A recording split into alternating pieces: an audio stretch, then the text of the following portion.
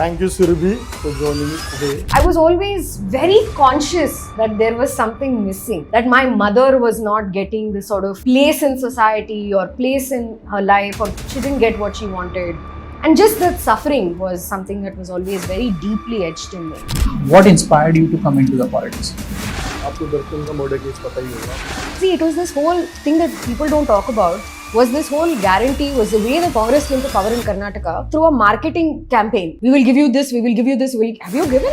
Why do you think that BJP is stronger in Karnataka as compared to the other southern states? Women are women's worst enemies. So I'm working 40 hours or 45 hours. That feeds my stomach. Plus I'm doing politics. I think it's just about 13% in India, the women which are there in politics.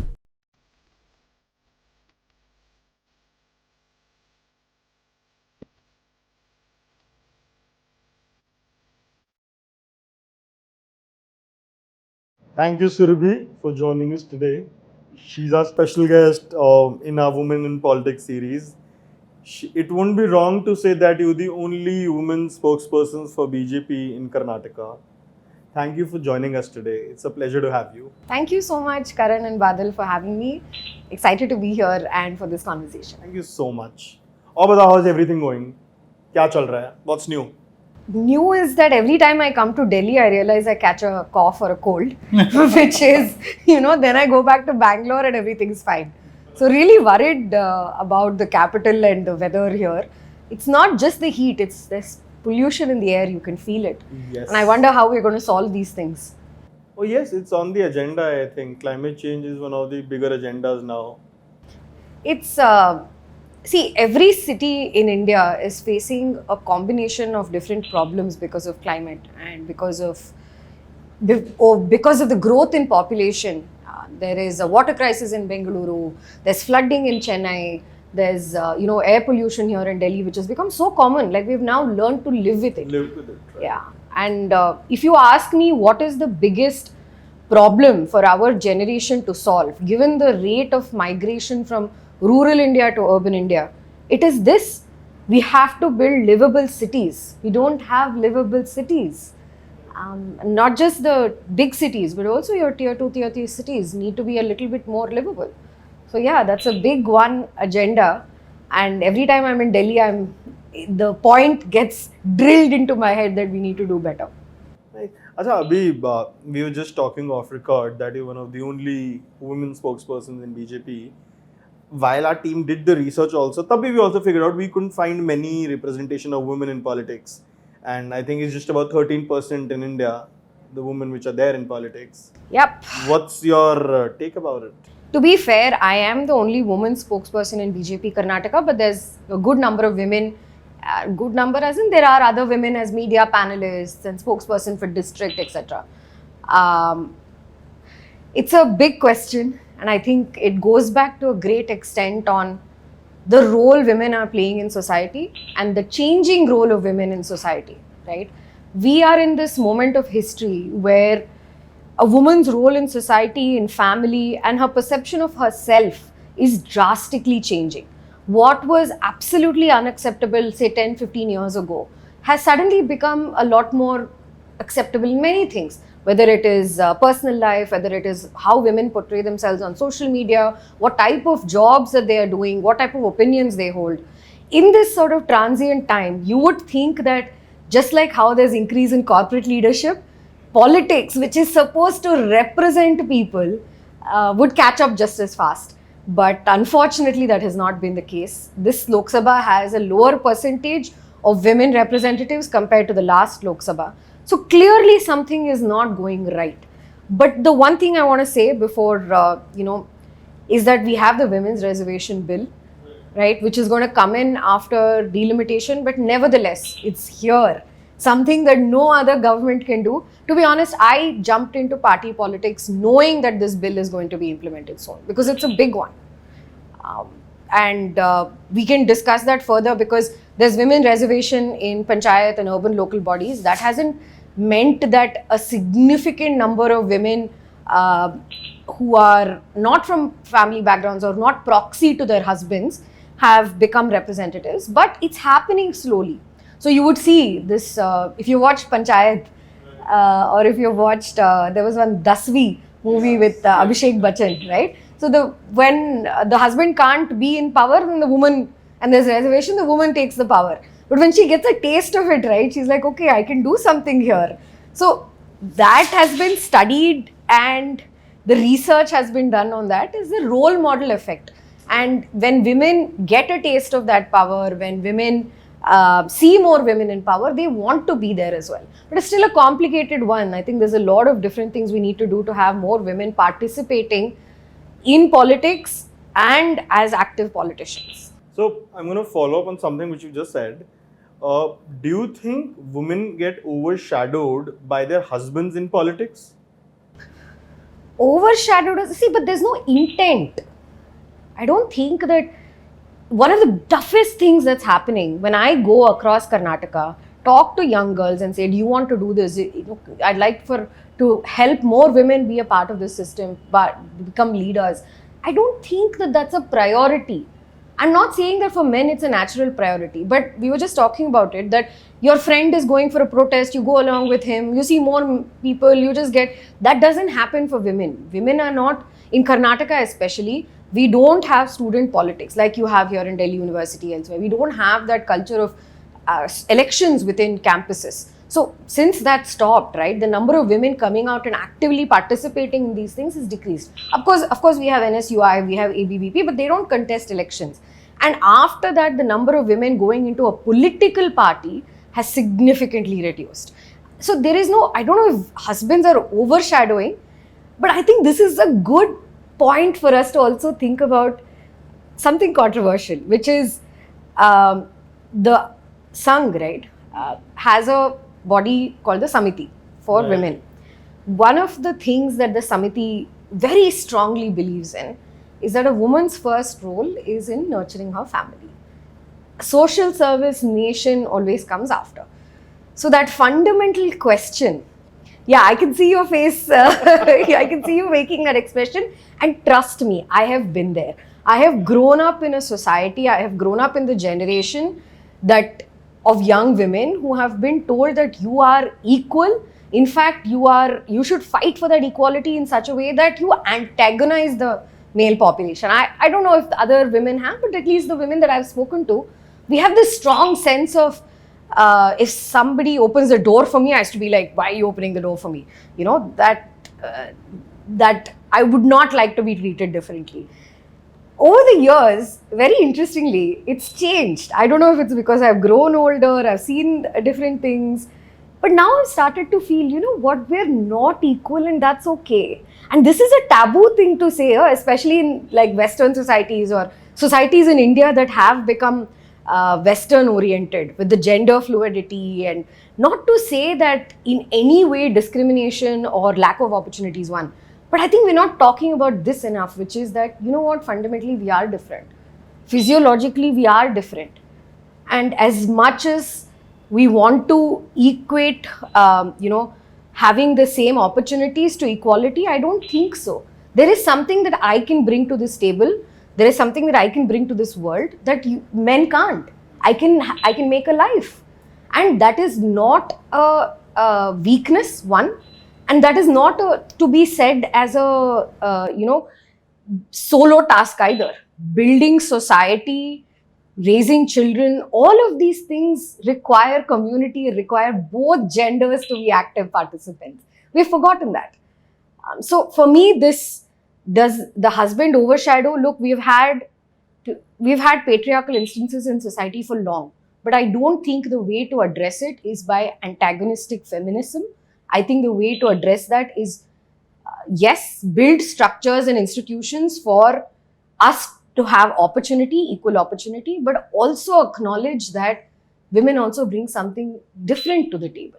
So, just one of those very strange questions. I may be wrong, but I've heard this that southern part of India is more of a matriarchal society. Is it? There are parts. See, this is the thing with.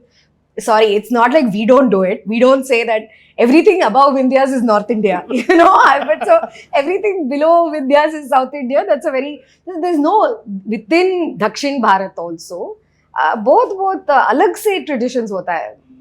In the coast of Karnataka, there are different sort of traditions.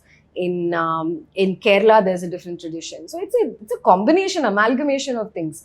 तो ऐसा नहीं है कि सब south India में सब ऐसे ही same है, नहीं ऐसा नहीं है. This is same thing with north, right? Like north India में पूरा, first of all waste India, ये वेस्ट और ईस्ट इंडिया हम भूल सकते हैं. जैसे नॉर्थ इंडिया पूरा आपके लिए छोले भटूरे हाँ. और नॉर्थ के लिए पूरा साउथ इंडिया वो डोसा है. तो है, नॉर्थ में भी है शायद मैट्रियार्कल सोसाइटीज, एंड नॉर्थ ईस्ट में तो बहुत है. हाँ, तो साउथ में भी है, लेकिन पूरा साउथ पे ऐसा है तो. And my question is, right, and I'd love to hear from you both as well, which is, I don't think we speak about enough families where women have gone outside the traditional role. When I say traditional role, it's nurturing and children raising, etc. You know, I was so curious to hear that your mother is a racer. Like, we need to be able to speak about more things and how that impacted you growing up.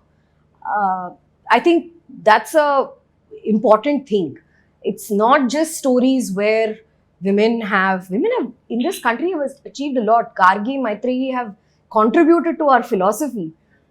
So in this era, we need to, young women of the next generation, we need to define what gender roles, gender as well as femininity means for us here in Bharat.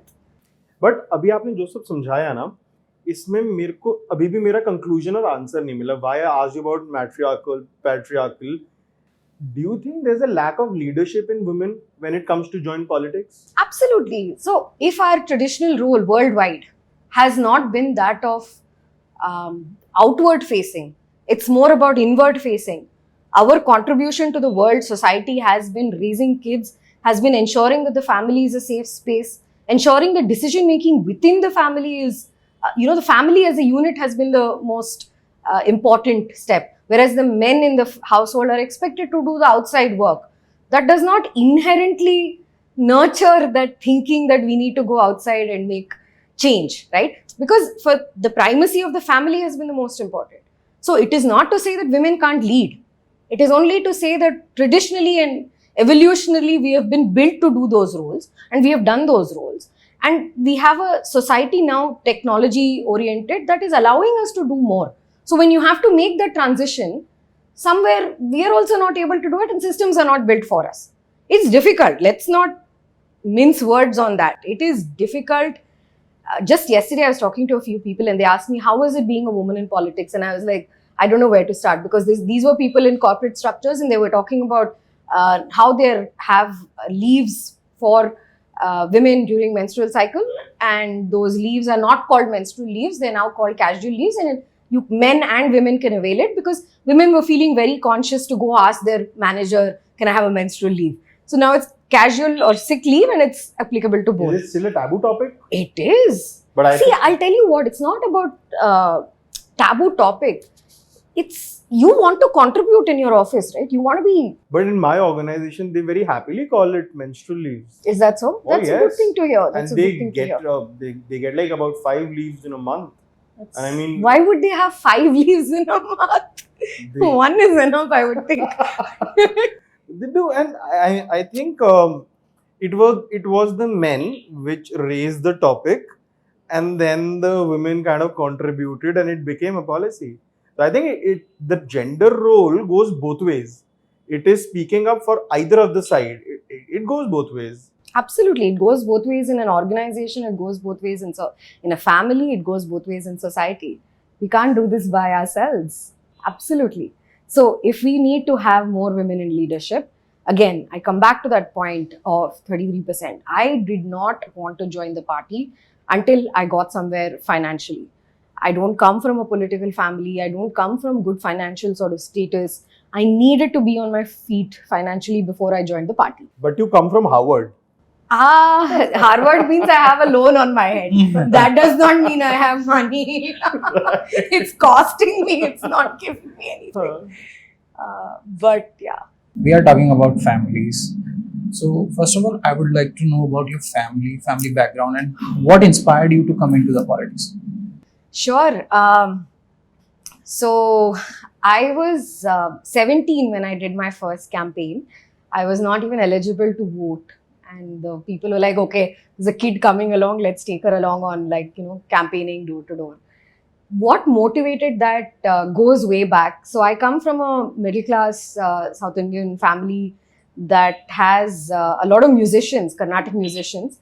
So the modus operandi was Father's my side? father's and my mother's side. Okay. Everybody is Carnatic musician other than me. I'm the black sheep. So essentially, the way to go was engineering, music, and then MS abroad, and then settle. That was the. But I think if my father had been alive and well, so I lost my father when I was 10 years old, and he was sick for about 5.5 years around that time. He had a severe liver disease, and he was non-alcoholic. He was young. It just came out of nowhere. It was one of those very freak sort of things where he got this disease and it was out of control. He almost died a couple of times before he actually died because he was that sick. And we weren't as advanced as we are right now to do liver transplant, and it was not that good. So I grew up in hospitals. I still remember spending my summer vacations in St. John's in Bangalore.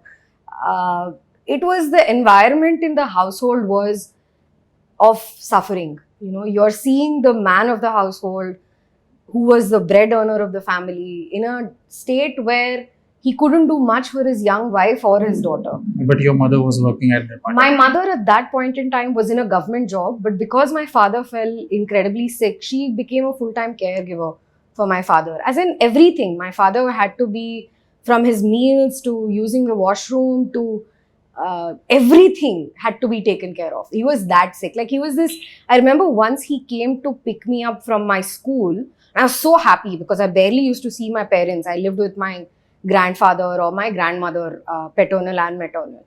When I saw him in the car, I remember seeing this frail figure. He was pretty healthy and good looking, much younger, but this frail figure who was just there, and it didn't matter to me. I was so happy to see him.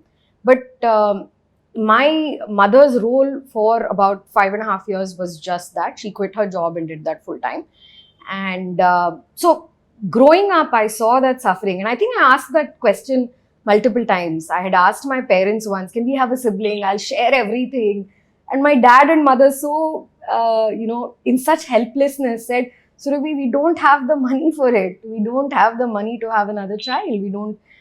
We can't afford it. At so that you are point, the only child of me? Yes, only child. And so when my father passed away, I think it was my mother had to take it up to ensure that we were on our feet. She did all kinds of odd jobs. There was a time where she used to sit in internet cafes and listen to movie songs and decide how much of it is going to be a ringtone. That was her job for some time. But she got on her feet, and thanks to my family, we were there. But through all of this, it was very visible to me that an incident like this, or being born in certain circumstances, meant that you're not living your life as is with others, right? I saw my cousins, we were in a joint family. I was always very conscious that there was something missing, that my mother was not getting the sort of place in society or place in her life, or she didn't get what she wanted. And just that suffering was something that was always very deeply etched in me. And I remember in hospitals, you see a lot of people with the bills going around asking, can you help? Can you help? Right? That's a very core memory that I have from when I was younger. All of this sort of added up when I was a teenager. I was a horrible teenager. I was a very bad teenager. People in my school can't believe that I have come here. They thought I would destroy myself somewhere around that time because I was so angry with the world. I was so angry.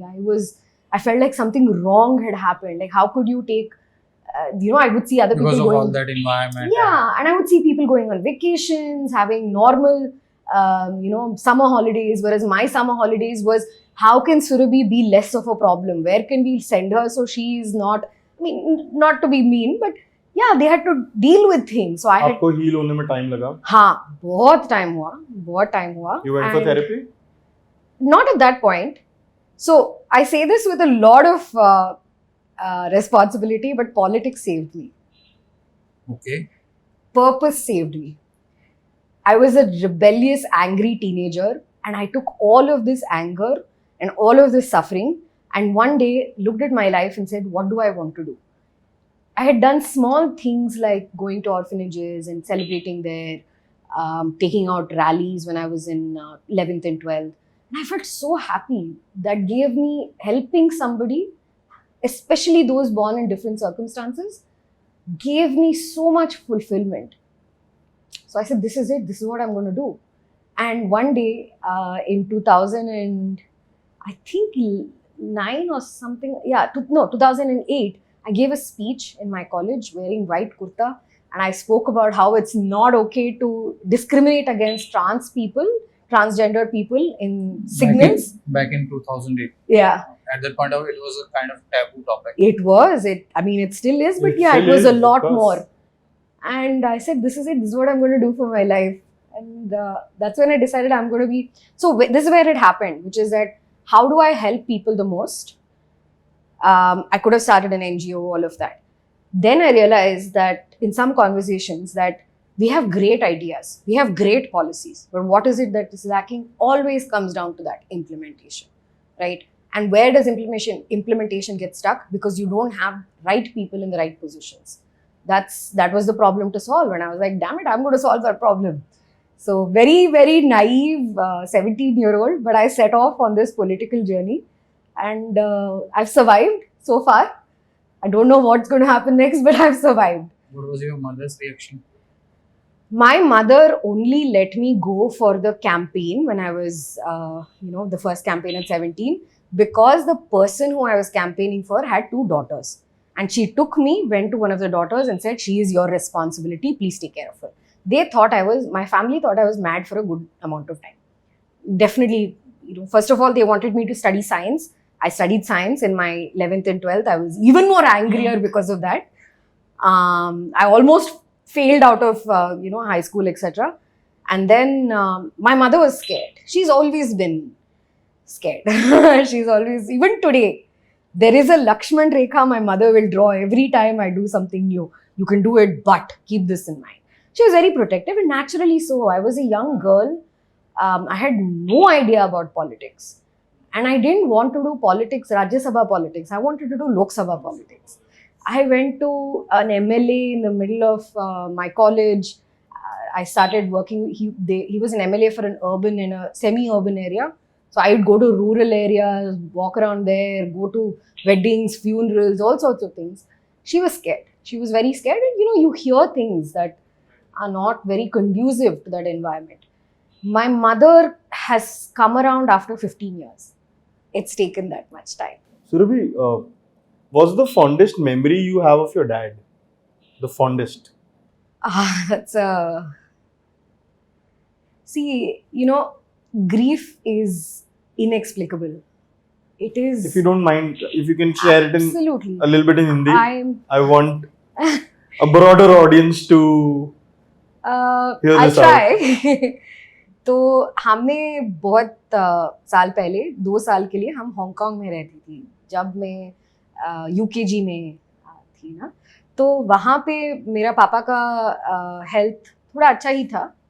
He had just found out कि उसका ऐसा disease है, लेकिन वो पूरा उसका impact you can not see at that point in time. तो Hong Kong पे बस बड़ा सा मेमोरी कुछ नहीं है. I used to go to school. जब मैं वापस आने के टाइम एक नॉर्मल परिवार था, माँ और मेरा बाप, और हमने खाना खाने के लिए एक समय था, और that's it. That's my fondest memory. So actually when I feel incredibly down, but I've only done this once, I go to Hong Kong and just stand there and remember those times. So fondest memory about my father is that. Yeah. और शायद एक और चीज़ थी, he used to take me to music class. तो वो भी Karnataka musician था, वो violin, he used to play violin. और मुझे भी वही पाथ में जाने के लिए वो कोशिश किया, सब कोशिश किया. तो when वो coming back from music class, एक बार वो मुझे पूछा कि तुमको ये पसंद है, तो मैंने बोला हाँ ठीक है, मतलब तो मुझको देखे वो बोला था कि you should always do what you're passionate about. So I remember that very well, that maybe if he were alive today, I would have been like, I'm doing the thing that keeps every molecule of me happy, and it drives me so much. So yeah, these are the two memories, I think. So, Surbi, we are talking about family. You just told us about your father. But आपकी mother का क्या role होता है इन सब में? Like, how was she when you were growing up? Because apart from taking care of your father, what role was exactly in your life she played? Um, After my father passed away, that's when my mother and I really started living in the same house. Till then, I was in grandparents' houses. It was a journey for both of us. I keep thinking, around the age that I am right now, that's when she found out that her husband was ill. In another few years, she lost the love of her life. And I am so amused till today how much they loved each other. It's such a weird it was unconditional. She had lost her husband, and my mother was always this very pious Pavam person. Pavam is very soft and that sort of a person. She was not meant to do all of this. She was not brought up with difficulties. She was brought up to have a husband, raise kids, and by the time she was my age, she had already gone through so much. I acknowledge it only now. Many times we don't see our parents suffering, what they've been through. But she has been incredibly resilient. My mother is, she has her flaws, of course, but she has been optimistic, resilient. And what was her role in my life? I have a very special relationship with her because it's me and her. And I have an aunt as well, my mother's sister, who's also a big influence in my life. But I think it's a very special relationship because it was a lot of push and pull. I was a young girl, teenager, rebellious. I wanted to get into politics. She was a, newly widowed mother, single mother in a world of that was not very kind towards single mothers and how they bring up their children. Anything wrong I did, it was her fault. That's how it was always perceived. So we have pushed and pulled. We fight, we argue, but we have and we had to consciously do therapy, both of us, to understand boundaries between us, So when I got married, the reason I got married was also slightly hurry-burried. I mean, the person was nice and I was there and everything, but it was running in my head. My mother was like, I'm a single mother, you have to get married, I can't do this by myself. And it was running in my head, oh God, I have to, this is stressing her out.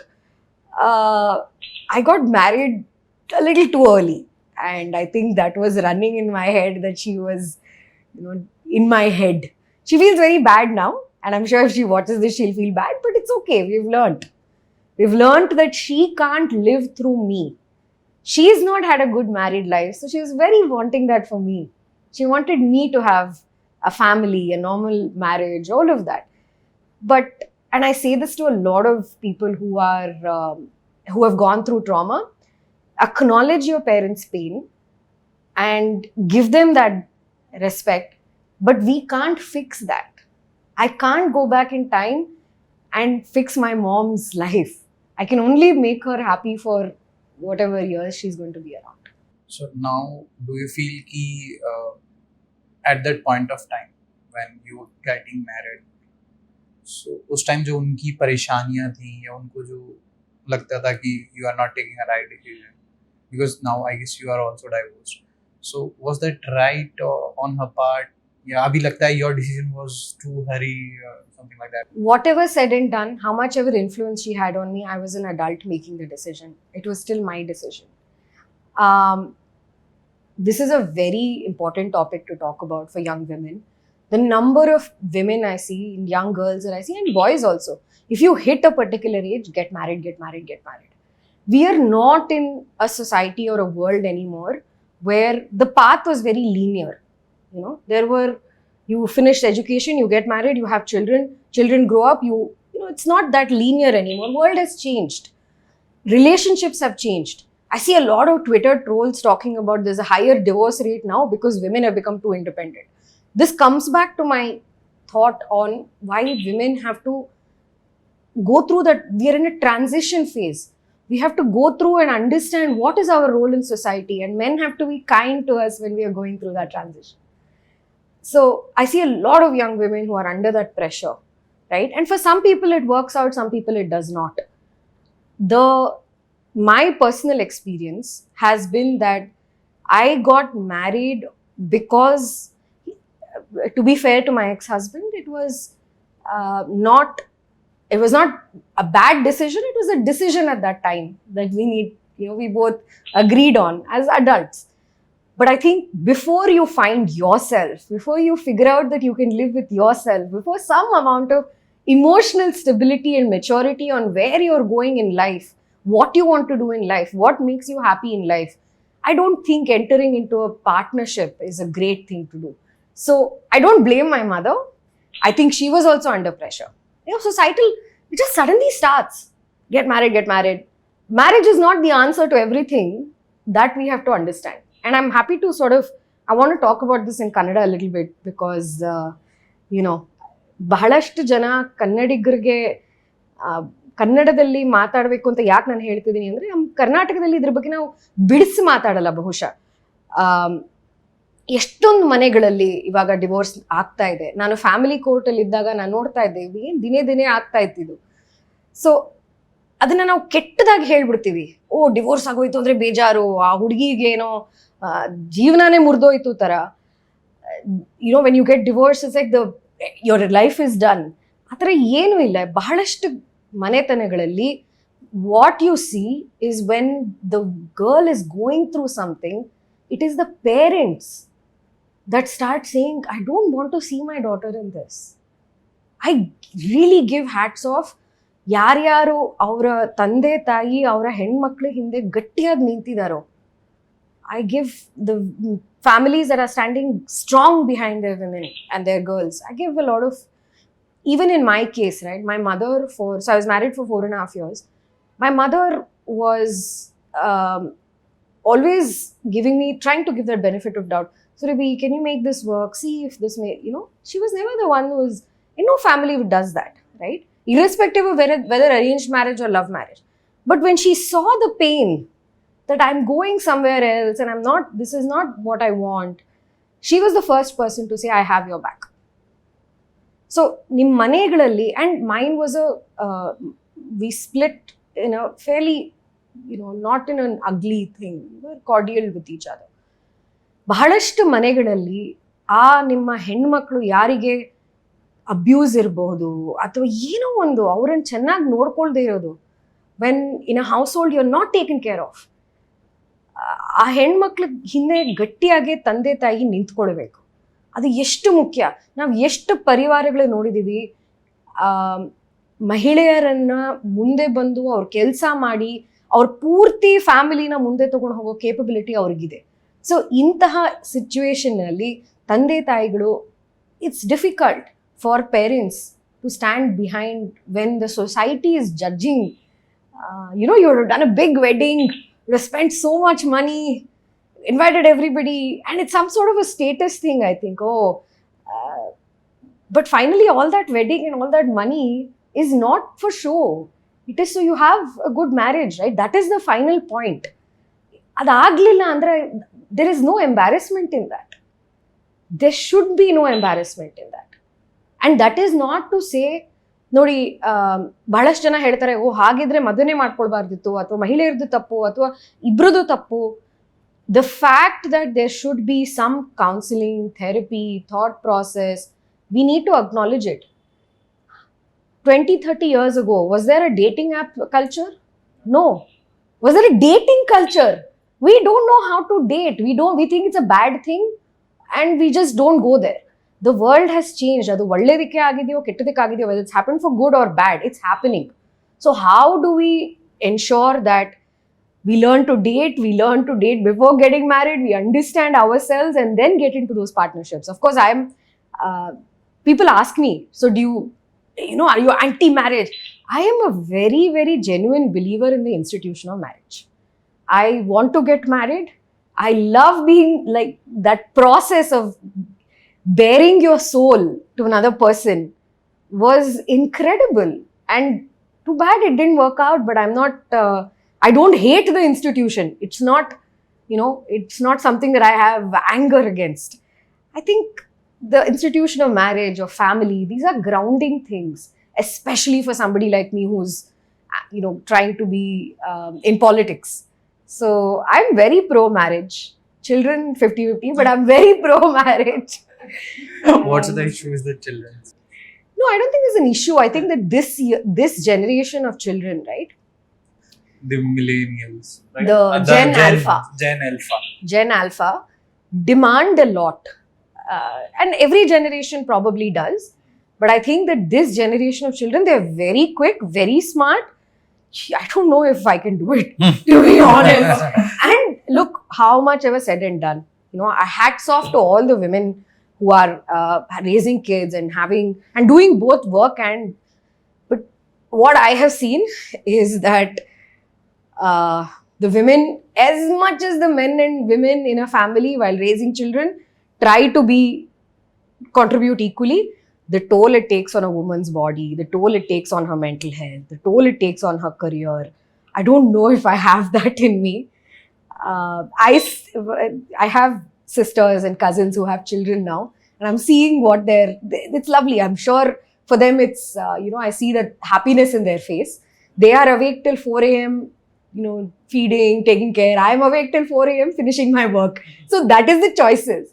I don't know if I have it in me to also be awake 4 a.m. to take care of a child. Surabhi, you just said you're not against the institution of marriage. बहुत सारे eligible bachelors हैं बाहर अभी. What are the kind of qualities you would look in a man? Oh God, I did not expect this question at all. I've not thought about it. I'm like, I still have another few years before I think about it. But क्या पसंद है एक आदमी में? क्या होना चाहिए एक आदमी में? What are your learnings from your last marriage? कि ये नहीं होना चाहिए. तो ಬಹುಶಃ ಇದು ನಾನು ಯಾವತ್ತೂ ಯೋಚನೆ ಮಾಡಿರ್ಲಿಲ್ಲ. ನಾನು ಮದುವೆ ಆಗಿದ್ದು ಒಬ್ರು ಬೇರೆ ರಾಜ್ಯದಿಂದ ಬಂದಿರೋರು, ಅವ್ರು ಹರಿಯಾಣದವರು. ಎಲ್ಲೋ ಭಾಷೆ ಒಂದು ಫ್ಯಾಕ್ಟರ್ ಆಗಿತ್ತೇನೋ ಅಂತ ಬಹುಶಃ ಅನ್ಸುತ್ತೆ. ನನಗೆ ಕೋಪ ಬಂದಾಗ, ನನಗೆ ಏನೇ ಬೇಸರ ಇದ್ರು ನಾನು ಕನ್ನಡದಲ್ಲಿ ಮಾತಾಡೋದು. ಸೊ ಬಹುಶಃ ಅದು ಒಂದು. ಆದರೆ ನಾನು ಆ ಥರ ಹೇಳಲ್ಲ. ಇದೆಲ್ಲ ನನಗೆ ಗೊತ್ತಿತ್ತು ಮುಂಚೆನೇ. ಅವ್ರು ಕನ್ನಡ ಬರಲ್ಲ, ಮತ್ತೆ ಅವ್ರು ಬಹಳ ಪ್ರಯತ್ನನೂ ಪಟ್ಟಿದ್ದು ಕನ್ನಡದಲ್ಲಿ ಮಾತಾಡೋದಿಕ್ಕೆ. ಆ ಪ್ರಯತ್ನ ನನಗೆ ಬಹಳ ಇಷ್ಟ ಆಯ್ತು. ಆದ್ರೆ ಕನ್ನಡಿಗರು ಇರ್ಬಹುದೇನೋ. ಅದೇನು ಅಂದ್ರೆ, ಎಲ್ಲೋ ನಾವು ಹುಟ್ಟು ಬೆಳೆದಿರೋದು, ನಮ್ಮ ಅನಿಸಿಕೆಗಳು ಅದೆಲ್ಲನೂ ಭಾಷೆ ಜೊತೆಗೆ ಟೈ ಆಗಿರತ್ತೆ ಅಂತ ನನ್ಗನ್ಸುತ್ತೆ. ಅದು ಬಿಟ್ಟು ಯಾವ ತರ ಕ್ವಾಲಿಟೀಸ್ ನಿಜವಾಗ್ಲೂ ನನ್ನ ತಲೆಗೆ ಬರ್ತಾ ಇಲ್ಲ. ಆದ್ರೆ ನಾನು ರಾಜಕೀಯದಲ್ಲಿರುವಂತ ಸ್ಥಿತಿನಲ್ಲಿ ನನಗೆ ಯಾರು ಇವ್ರು ನಿಂತ್ಕೊಂಡು ನನ್ನ ಜೊತೆ ಬರುವಂತಹ ಪಾರ್ಟ್ನರ್ ನನಗೆ ಸಪೋರ್ಟ್ ಮಾಡಬೇಕು ಅಂತ ದೊಡ್ಡ ಎಕ್ಸ್ಪೆಕ್ಟೇಷನ್ ಅಂತ ಅಲ್ಲ. ಆದ್ರೆ ರಾಜಕೀಯ ಒಂದ್ ಸ್ವಲ್ಪ ಅರ್ಥ ಆಗೋರು ಇರ್ಬೇಕು. ಅವರಿಗೆ ರಾಜಕೀಯದ ಬಗ್ಗೆ ಆಸಕ್ತಿ ಇರ್ಲಿಲ್ಲ ಅಂದ್ರೆ, ನನಗ್ ಯಾಕೆ ಆಸಕ್ತಿ ಇದೆ, ನಾನು ಸಕ್ಸೀಡ್ ಆಗ್ಲಿ ಫೇಲ್ ಆಗ್ಲಿ, ಆದ್ರೆ ಇವಳಿಗೆ ಆಸಕ್ತಿ ಇದೆ, ಇವಳು ಸುಮ್ನೆ ಕೂತ್ಕೊಳ್ಳಲ್ಲ, ಬಿಟ್ಬಿಡಲ್ಲ ಇದನ್ನ ಸೋಲ್ಲಿ ಪರವಾಗಿಲ್ಲ ಆದ್ರೂ ಮಾಡ್ತಾಳೆ, ಅದನ್ನ ಅರ್ಥ ಮಾಡ್ಕೊಳ್ಬೇಕು. ಅದ್ರ ಜೊತೆಗೆ ಬರುವಂತಹ ಎಲ್ಲ ನನಗೆ ಬಹಳ ಬೇಜಾರಾಗತ್ತೆ ಒಂದೊಂದ್ಸರಿ. ನಾನು ಏನಾದ್ರು ಮಾಡಕ್ ಪ್ರಯತ್ನ ಪಡ್ತೀನಿ, ಅದಾಗಲ್ಲ ಸರಿಗೆ. ಆದ್ರೂ ಅದನ್ನ ಹೇಗೋ ಒಂದು ಆ ಚಟ ಇದೆ ನನಗೆ ಮಾಡ್ಬೇಕು ಅನ್ನೋದು, ಅದನ್ನ ಅರ್ಥ ಮಾಡ್ಕೊಳ್ಬೇಕು. ಇವೆರಡು ನನಗೆ ತಲೆಗೆ ಬರ್ತಾ ಇರೋದು. ಮತ್ತೆ ಸ್ವಲ್ಪ ಯಾರಾದ್ರೂ ಟ್ರಾವೆಲ್ ಮಾಡೋದಕ್ಕೆ ಮತ್ತೆ ಇಷ್ಟ ಇರಬೇಕು. ಎಲ್ಲಾನು ನನಗೆ ಫಿಲಾಸಫಿ ತುಂಬಾ ಇಷ್ಟ. ನಾನು ಅದ್ರ ಬಗ್ಗೆ ಡಿಸ್ಕಷನ್ ಮಾಡೋದಕ್ಕೆ ತುಂಬಾ ಇಷ್ಟ. ಆದ್ರೆ ಅವ್ರಿಗೂ ಅದೇ ಇಷ್ಟ ಇರಬೇಕು ಅನ್ನೋದು ಏನು ನನಗಿಲ್ಲ. ಆದ್ರೆ ಒಂದು ಗ್ರೋತ್ ಇರಬೇಕು. ನನಗೆ ತುಂಬಾ ಆಸೆ ಜಾಸ್ತಿ ನಾನು ಓದೋದಿಕ್ಕೆ ಮತ್ತೆ ಕಲಿಯೋದಿಕ್ಕೆ. ಒಂದ್ ಕಡೆ ನಿಂತ್ಕೊಳ್ಳೋದಿಕ್ ಬರಲ್ಲ ನನಗೆ. ನಾನು ಯಾವಾಗ್ಲೂ ಆ ಗ್ರೋತ್ ಮೈಂಡ್ ಸೆಟ್ ಅಂತ ಹೇಳ್ತಾರಲ್ಲ, ಅದನ್ನ ನನ್ನ ಪಾರ್ಟ್ನರ್ ಒಂದು ಬೌನ್ಸಿಂಗ್ ಬೌನ್ಸಿಂಗ್ ಆಫ್ ಪಾರ್ಟ್ನರ್ ಆಗಿರ್ಬೇಕು. ಇದು ನಾನೇನಾದ್ರು ತಪ್ಪು ಮಾಡಿದ್ರೆ ಈ ಥರನಾ, ಇದನ್ನ ಹೆಂಗೆ ಇಂಪ್ರೂವ್ ಮಾಡ್ಕೊಳ್ಬೋದು, ಆ ಥರ ಒಂದು ಫಿಲೋಸಾಫಿಕಲ್ ಆಗಿ ನನ್ನನ್ನು ಗ್ರೋ ಆಗೋದಕ್ಕೆ ನನಗೆ ಹೆಲ್ಪ್ ಮಾಡ್ತಾರಲ್ಲ, ಅದು ನಂಗೆ ತುಂಬ ಇಷ್ಟ. ಸೊ ಈ ಥರ In quality. the same breath, you've said out the qualities which you would want, but within the same breath, आपने कन्नडिगास को छोड़ के बाकी सबको रेस से ही आउट कर दिया है. You said you only want Kannadiga one.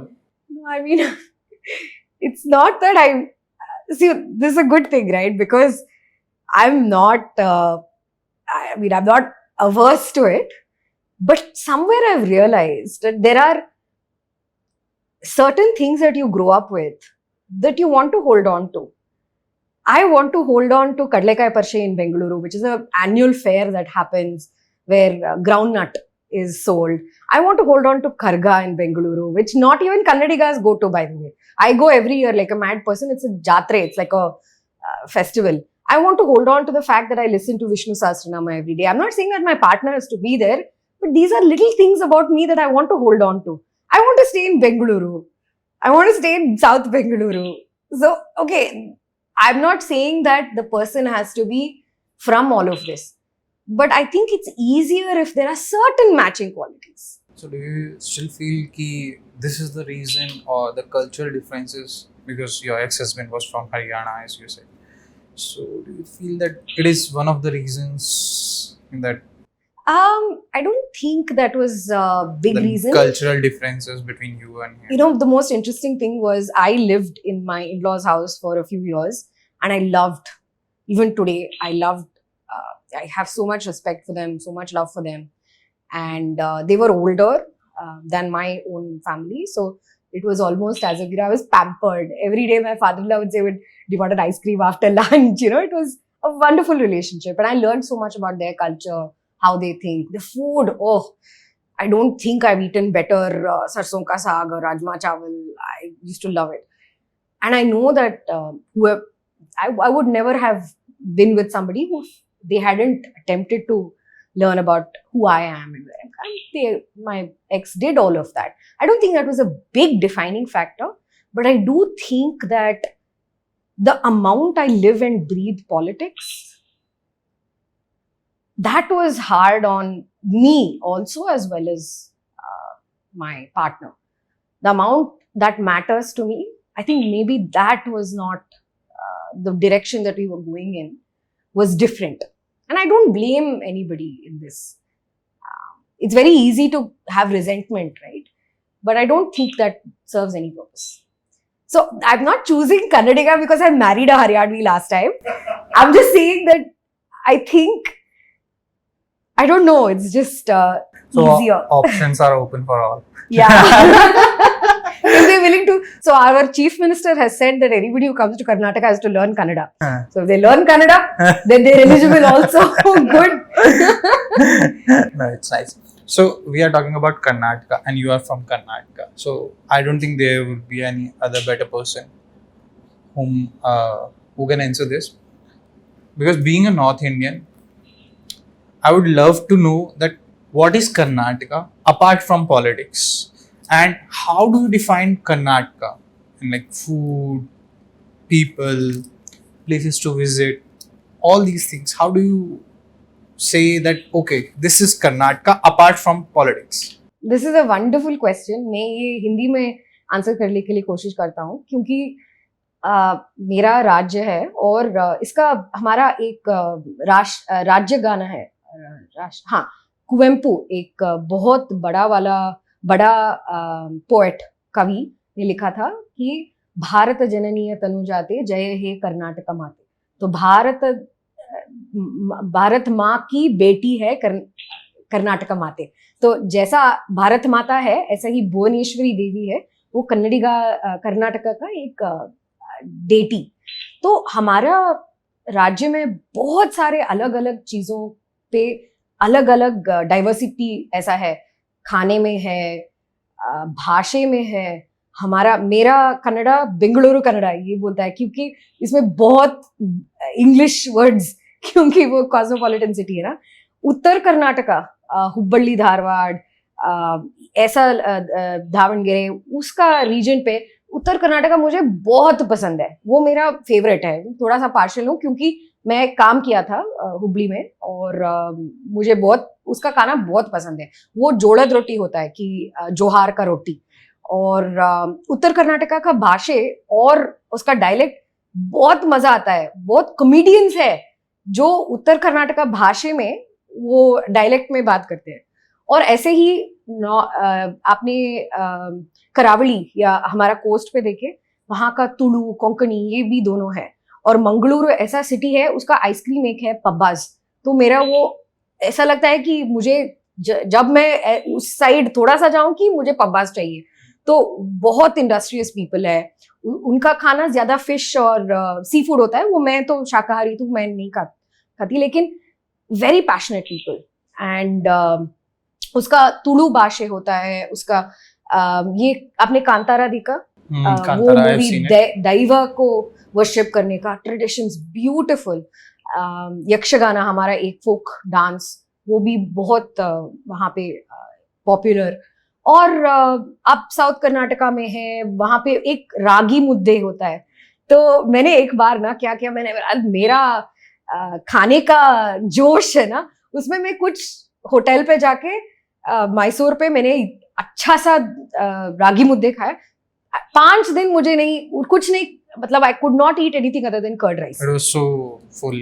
It was so heavy on my stomach.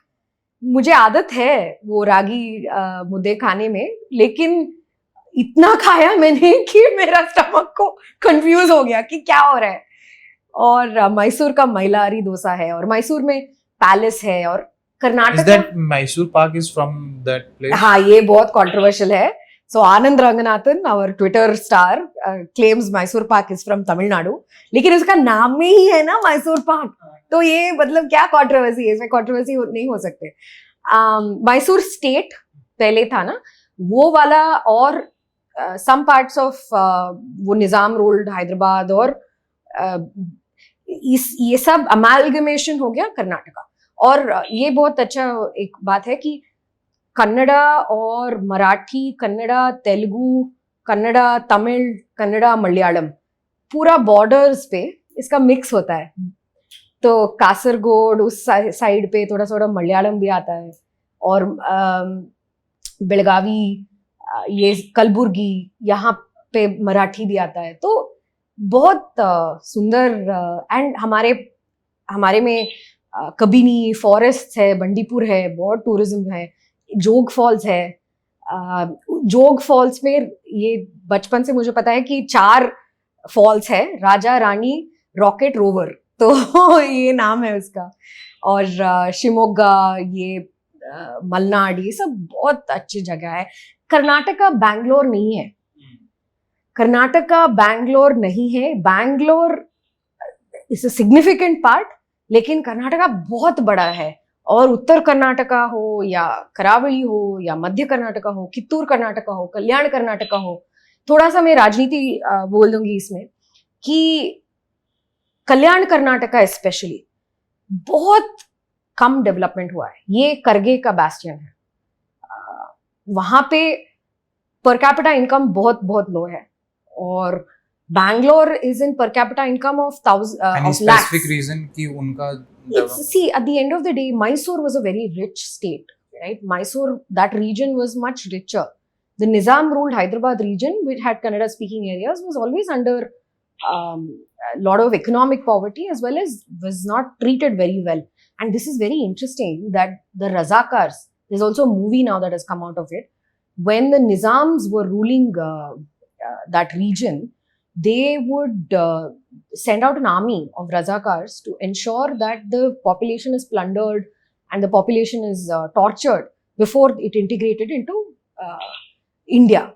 You remember the Sardar Patel had to go there and wage Operation Polo in order to make sure those areas, otherwise we would have had another Pakistan in the middle of Dakshin Bharat. So these are regions that have seen a lot of difficulty, and to come out of that, right, they have special status now. I don't think it's enough. I feel very deeply for Uttar Karnataka, especially Kalyan Karnataka and Kittur Karnataka. I think Kittur Karnataka has progressed, but Kalyan Karnataka is under the hold of this feudal system of politics that we really need to get out of. So, You were just talking, saying about that chief minister has said that whoever comes to Karnataka should know about Kannada language. So, what is this obsession with language? okay, let's take this on because I'm speaking to UPites. Yeah, Haryanvi. Haryanvi. ठीक है. So when I was a young college goer, I started this organization called Kannada on Campus in order to teach people who are coming from elsewhere Kannada. And I remember thinking we have a lot of different platforms that are very antagonistic. If you don't learn Kannada, we'll beat you up, sort of a situation. And look, that has its place. It's sometimes controversial, but it sometimes gets the point across. But that can't be the only way, or that can't be the way. The way is people who are coming from across the country. We just want you to also experience the richness of our culture. And whether we like it or not, that happens through language. And there is also a sense of fear. Many of us speak so much English at homes that we are losing our Kannada. It's not just the fault of people coming from elsewhere. There is some fear. Our language is so rich, from your Triveni literature to, we've had so many Gnanapith awardees, S.L. Bhairappa, we've had so many people, ideological differences in our literature, we have fantastic theatre, we have lots of music. Basavanna and the movement that was around the, Lingayatism was so much about social reform. There's a rich history with our language. It goes back for so long. We want to also nurture and protect it. It comes from a place of goodness. It doesn't come from a place of bad, right?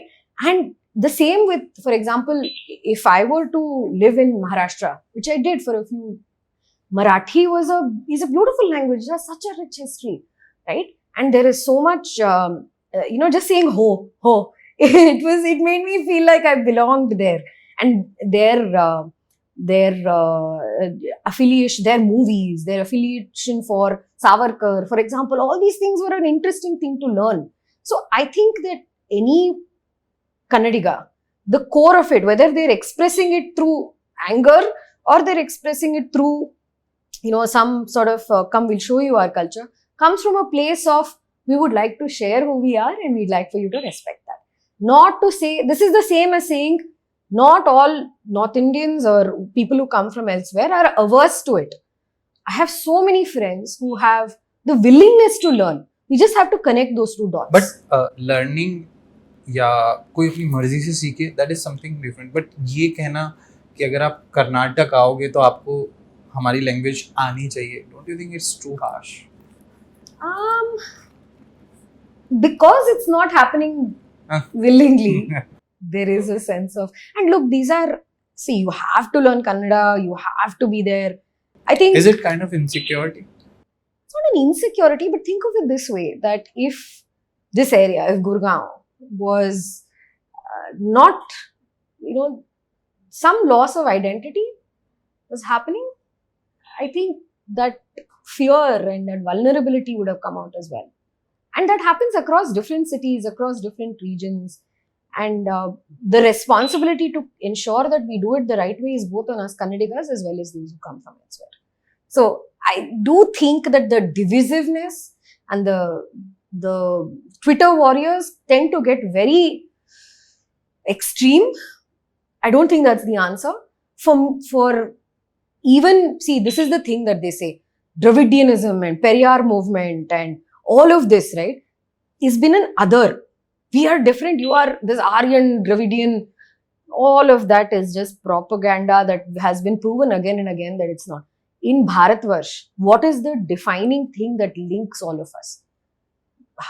Ramayana, for example, has done an entire Bharat Darshan. Hanuman was from Karnataka, from Hampi in Karnataka. It has always been a connecting entity. Not just language. What is the thing that defines us as Sanatanis, as Bharatiyas, is the fact that we are able to look at 10 paths and say, you go in any path, but we will arrive at, one place. To be able to acknowledge those differences and still feel oneness, that is who we are. Whether it is in language, whether it's in thought process, whether it's in faith. So I don't think right now what is happening in Karnataka, this whole DK Suresh, who lost, by the way, of creating a separate southern state. I think that is just why are you, when we are holding the nation, we are play an important role in the nation. When Uttar Bharat was being invaded and its people were busy defending, we were nurturing the traditions, we were ensuring that it was protected. This is the same way that it's very like this thinking of oppressor and oppressed, othering, no, it's very, very left and very commie conversation with the world and logically understand everything. Bhakti yoga बहुत मुझे नहीं चाहिए था, I just wanted to surrender and I wanted to be like, you know what, this is my goal, now I'm going to surrender to you, take me along. So different paths in life are expressed through different traditions. I don't think it's very different. And the basis is that you worship this, you worship that, you believe in this, you don't believe in that, you are whoever you are, your path is going, we are all going in the similar direction. That's what it's all about. And I think it just gets expressed in different ways. But I love the differences, you know. Kamakya ka देवी का एक आराधना कैसा करता है और जगन्नाथ यात्रा ऐसा है. So beautiful, each sort of variety of belief systems, that is who we are. एक book, एक God वो नहीं है ना, वही हमारा strength है. Okay. Now, as you are a BJP spokesperson, एक political question है. बताइए. पिछले 1.5 साल से आपकी गवर्नमेंट नहीं है. So what major changes you have seen in the policies on the ground, and other than that, what? Karnataka politics is in a very, very interesting place right now, right? With Siddaramaia's government in power for the last 1.5 years or 1 year and a few months, the whole guarantees have become a major talking point. What Prime Minister then picked up and said, Modi ka guarantee, what differentiation we tried to create was that Siddaramaiya is a finance person. He has been finance minister multiple times before he became chief minister, and this chief minister, he held the finance portfolio. In 2000 or around that time when SM Krishna came to power, that time Siddaramaiya was with JDS. Siddaramaiya is not a congressman. He was a Janata Dal person. He was finance minister with in Janata Dal government. SM Krishna during his government wrote a white paper on how Siddaramaiya had mismanaged the economy. This is his modus operandi of creating high subsidies, low investment in capital infrastructure, low investment in your long-term sort of things, high revenue. So the thing we are seeing right now is this talk around guarantee. Look, welfare is important. There is a significant population that is dependent on it. But the Congress modus operandi of doing welfare is giving everybody free in order to nourish their vote bank. That is what the Congress is doing. Today, you have MLAs from the Congress party who have come out and said, what is the point of giving this guarantee when it's not leading us to electoral benefit? They got less seats than they had predicted. They thought with guarantees, they gave 4 or 5 months of guarantee money just in 1 month. This was what? Buying of votes. So that sort of a, behavior, it didn't lead to political benefits, so now we should cancel it. So why were you doing this in the first place? You were doing this because you wanted to, it was a political motive, not social motive. And the guarantees have led, see, we are not anti-guarantees. You want to implement it, do it properly. Targeted. You think Pradhan Mantri Modi ji has not initiated several measures? Kisan Samman. We have done so many yojanas where women who need basic services, basic utilities are given that opportunity. But freebies cannot be a political tool. I mean, freebies inherently are political tools, but giving welfare on the basis of politics is what Congress is doing today. It is a very dangerous situation. The only reason I'm telling you, we have the 7th pay commission coming, which means a hike in prices, a hike in the salaries. We have price rise. Just today, there is a controversy about how there was an increase in milk prices. There has been a huge amount of monetization of government land. So everywhere price increase is happening, from stamp duties, in order to fund these bills. and there is no development work happening in different constituencies. This has been a problem that the Congress MLAs are talking about. Karnataka politics in the last 1.5 years right now has come to a point where Congress leaders themselves are looking at their leaders and saying, what are you doing? See, it was this whole thing that people don't talk about, was this whole guarantee, was the way that Congress came to power in Karnataka was essentially through a marketing campaign of, we will give you this, we will give you this. Have you given? How many people applied for the unemployment scheme, Yuvanidhi? Barely 12% have gotten it.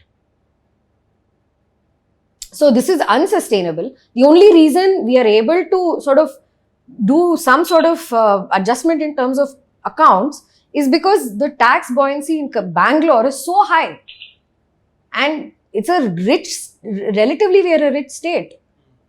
But this is destroying of the economy. This is not. But my question over here is that is there a difference on ground between the Yeah, previous absolutely. BJP government and this Congress government? Absolutely, there is a difference on the ground that the people are starting to see through the Congress party's promises. That is the difference on the ground. They were sold something that was untenable and Fake promises. yeah. That's the difference on the ground. And that's becoming even more visible after the Lok Sabha election. Because the price rise, I was watching on television a woman talking about how important milk is, that 2 rupees increase is such a bad thing to happen. So yes, there is a definite, and law and order. A bomb blast in the middle of Bangalore. Law and order goes when Congress comes to power. We have seen murders, we have seen severe law and order crisis. There was a case, Neha Hiremat in Hubballi. It was a Congress corporator's daughter who was stabbed in the college campus by a man from a Muslim community because she did not want to engage with him in a partnership or in love affair. And the Congress corporator is saying, this is love jihad, this is love jihad. They're like, no. And then after that, the scary part is this. After that, in the same area, another guy, this was a Hindu thing, whatever, irrespective, he goes and threatens one girl and says, I'm going to do the same thing to you that happened to Neha Hiremat. So basically, they are taking it as an She example. her family went to the police station and said, there is a threat against me. They did not take it seriously and she lost her life. This is the situation of police and law and order in Karnataka at this point. So the fear this is a palpable fear, and going against political opposition, these are all, very Congress. Okay, one last question. Why do you think that BJP is stronger in Karnataka as compared to the other southern states? I think it's any political party is so dependent on its people. In Karnataka, we had that leadership organically grow with Anant Kumar ji, with Yediyurappa ji, and so many others who followed.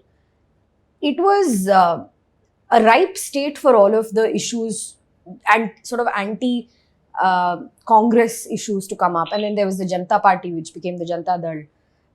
I think the people drove it.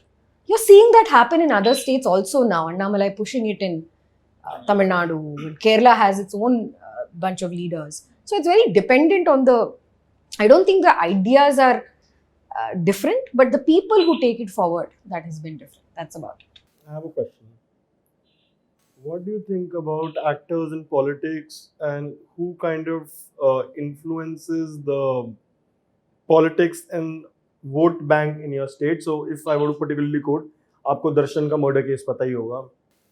What's your take about the Darshan murder case? He's involved, he's a co-accused. And he has a huge fan following, Kannadiga fan following. That's a cult following. Cult, yeah. I think that's... And I'd like for you to answer it in Kannadiga. Kannada. Kannada. So, ಬಹಳಷ್ಟು ಜನ ಇದ್ರ ಬಗ್ಗೆ ಮಾತಾಡಿದ್ದಾರೆ. ಎಷ್ಟೇ ಆದ್ರೂ ವ್ಯಕ್ತಿ ಪೂಜೆ ಮಾಡೋದು ಅದು ತಪ್ಪು. ಯಾರೇ ಆಗಿರ್ಬೋದು, ವ್ಯಕ್ತಿ ಪೂಜೆ ಮಾಡೋದು ಅಂದ್ರೆ ಯಾವ ತರ ಲೆವೆಲ್ಗೆ ಅಂದ್ರೆ ಅವ್ರು ತಪ್ಪು ಮಾಡೋದಕ್ಕೆ ಆಗದೇ ಇಲ್ಲ ಅಂತ ಹೇಳುವಂತಹ ಒಂದು ಪರಿಸ್ಥಿತಿ ಇದೆ. ಅದು ನಮ್ಮ ಕಣ್ಮುಂದೆ ಕಾಣಿಸ್ತಾ ಇದೆ. ಇಂತಹ ಒಂದು ಘೋರವಾದಂತಹ ಕೊಲೆ ಅಕ್ಯೂಸ್ಡ್ ಆಗಿರೋರು ಅವ್ರನ್ನ ಡಿಫೆಂಡ್ ಮಾಡೋದಕ್ಕೆ ಆಗೋದಿಲ್ಲ. ಏನು law and order, law and justice ಇದೆಯೋ ಅದು ತಗೊಳ್ಬೇಕು. ಇದರಲ್ಲಿ ರಾಜಕೀಯ ಬರೋದು ಎಲ್ಲಿ ಅಂದರೆ, ನಮ್ಮ ನಾಡಿನಲ್ಲಿ ಇಂಥ ಯಾರು ರಾಜ್ಕುಮಾರ್ ಅವರು, ವಿಷ್ಣುವರ್ಧನ್ ಇಂಥವರು ನಮ್ಮ ನಾಡಿನ ಸೂಪರ್ ಸ್ಟಾರ್ಸ್ ಆಗಿದ್ರು. ಅಂತಹವರ ಒಂದು ಅಹಂಕಾರವಿಲ್ಲದಂತಹ ಒಂದು ಬದುಕು, ಅಂಥವ್ರನ್ನ ನಾವು ಪೂಜಿಸ್ಬೇಕು. ಆದರೆ ಅವರನ್ನು ನಾವು ಆಲ್ ಅನ್ ಅಲ್ಟಿಮೇಟ್ ಅಂತ ಅಲ್ಲ.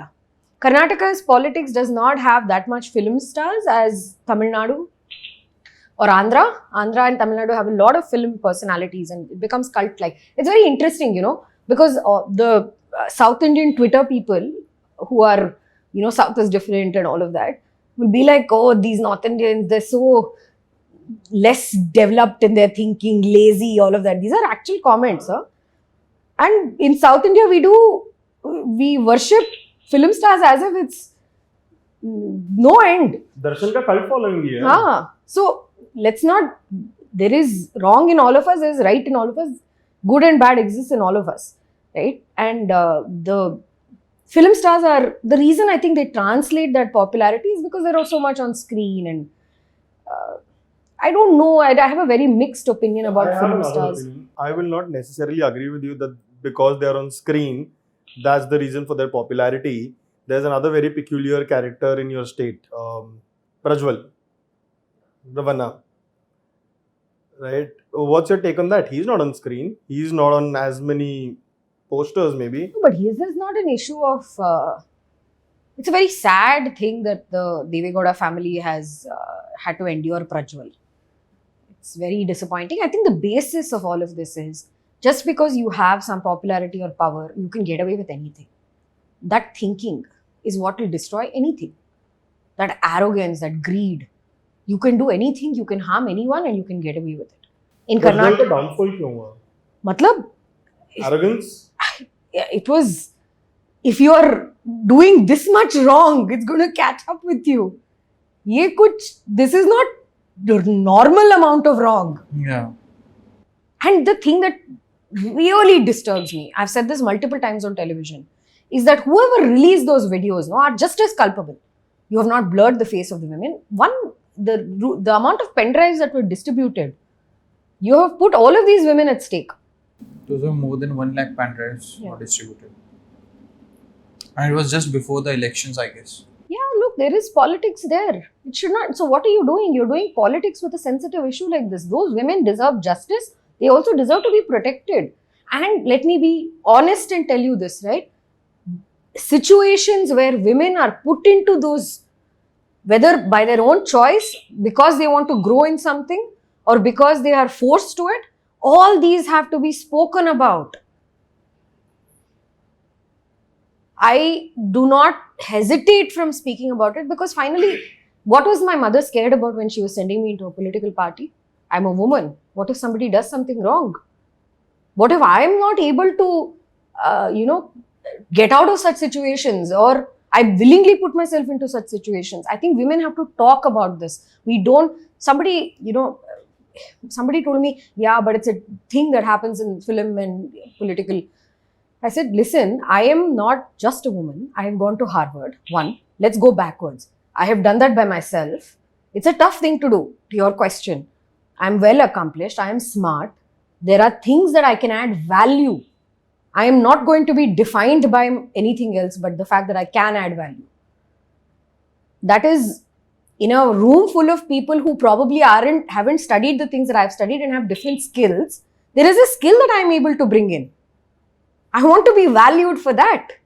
I refuse to be valued for anything else. That is my personal life. And this thinking that we have amongst women, right? That we have to do XYZ in order to grow. That era is over. Look, you give us one seat at the table and say you all fight for it. All women, there's this whole thing that people say, right? Women are women's worst enemies. Yeah. So you give us one seat and you say you all compete for that. And we'll pull everybody down by targeting their character. You know, the first thing that happens when women come into public life and have an opinion of their own is mischaracterization. I'm very aware of this. I'm very, very painfully aware of this. But I refuse to succumb because the next generation of women don't have one seat at the table. We have an entire table to ourselves. In politics, we have an entire table. Thanks to the Prime Minister's push, that women's reservation bill gave zero political dividend. It was done in the interest of the nation. There is a very significant problem that we are not able to leapfrog from having 12%, 10% to significant amount. This 33% will enable us to do that. And it is our responsibility to ensure that strong, capable, independent thinking women come into those positions. Right. So, I got you. I got the point. Now, just to make it a little lighter, we've discussed pretty serious stuff. एक बात बताओ आप. I was in my flow. I can talk like this for another 50 minutes. You will ask me what type of qualities are you looking in a person. I'm like, oh God. ठीक है, तो मैं ऐसे कुछ एक और टेढ़ा सा सवाल पूछता हूँ. बताइए. You were the spokesperson for BJP, Karnataka के लिए. ये spokesperson बनने में कुछ पैसा वैसा बनता है या अपना ही पैसा लगा रहे हो आप पॉलिटिक्स में? कुछ salary वैलरी? That's a very good question because a lot of people don't know the answer to that. So recently I started a new consulting sort of role and I now consult with different non-profits and startups, etc. Which means that I'm working 40 hours or 45 hours on a job that feeds my stomach. Plus I'm doing politics, which is, in a different stress itself. So everybody asks me like, why are you doing so much? Somewhere I have to earn my bread and butter, no? And I'll tell you something, before I became spokesperson, I was at a conference here in Delhi, which was in my policy area. So I have specialized in technology policy and technology for public service delivery. So I went to this conference, I'd go there every year. And I asked so many of the people that I've worked with before, I said, will you hire me if I become spokesperson? Will you hire me? I have a loan sitting on my head. I have a loan that I have to pay like any other middle class person, I have that headache. They were like, Surabhi, we like your work. We think you can add value, but I'm sorry, we can't hire you if you're a spokesperson. बहुत सारे corporates डरते हैं towards hiring somebody who has a political inclination. And look, it's not a role that I'm on television constantly being the face of the party and the idea. So, yes. So, I would understand that there would be some sort of a conflict of interest. Or does the party pay you well?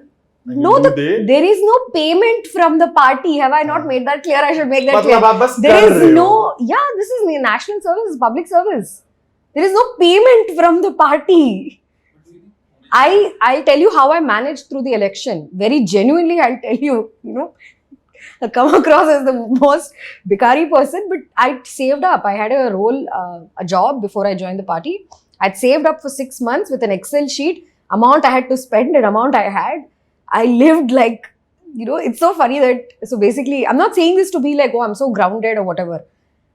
Everybody in the party office will come in nice cars. So I get out in an auto. I'm very fine with it. I love autos. That's a different thing.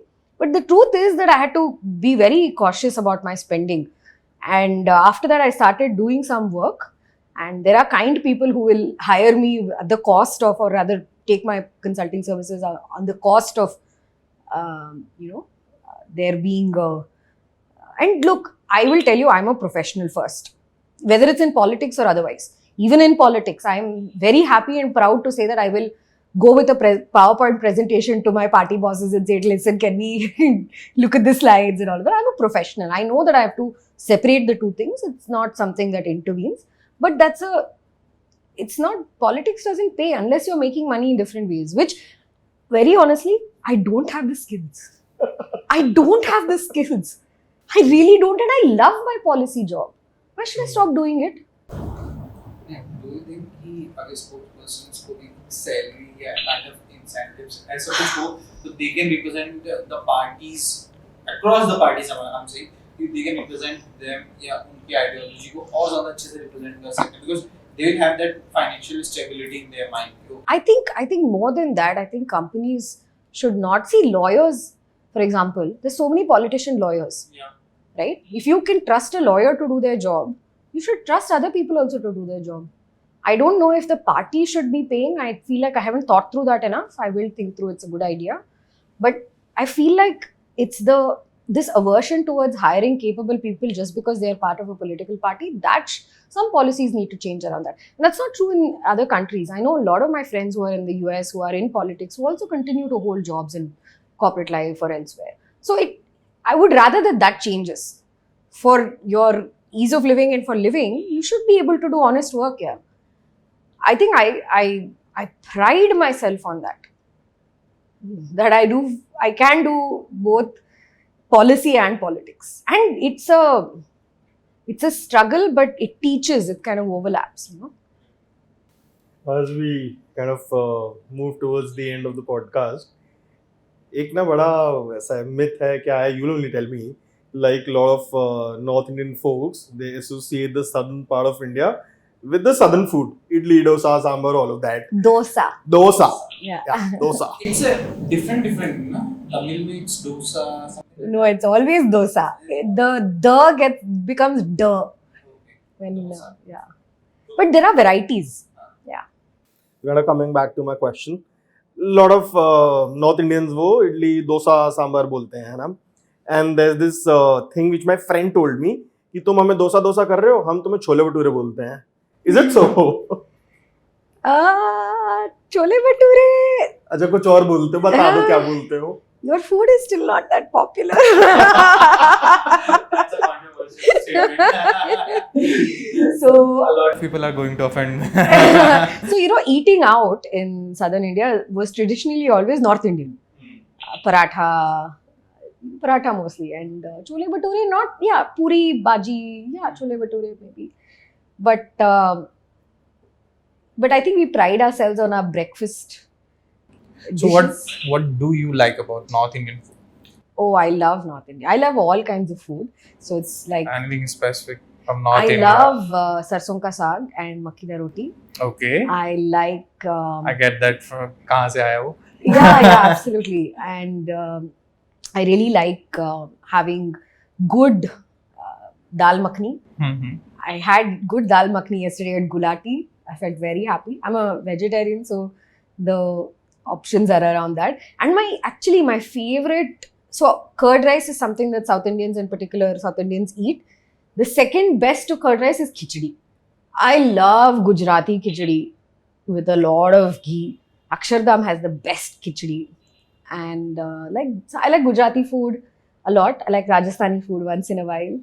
So yeah, there's a whole bunch of things. So actually, I'm not a big fan of chole bhature. I don't know why. कोई नहीं, छोले भटूरे हम पास कर देंगे. और भी है north में बहुत सारा.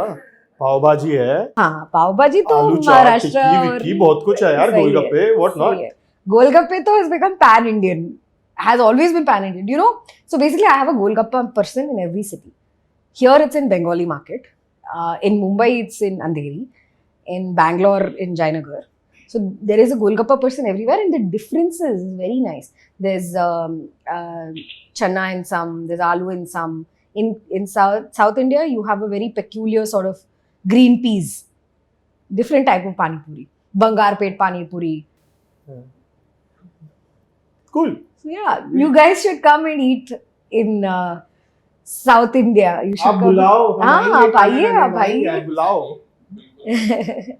Okay, on this note, signing off. Thank you for being Thank such a wonderful guest. Thank you for having me. Thank you so much. Lovely conversation.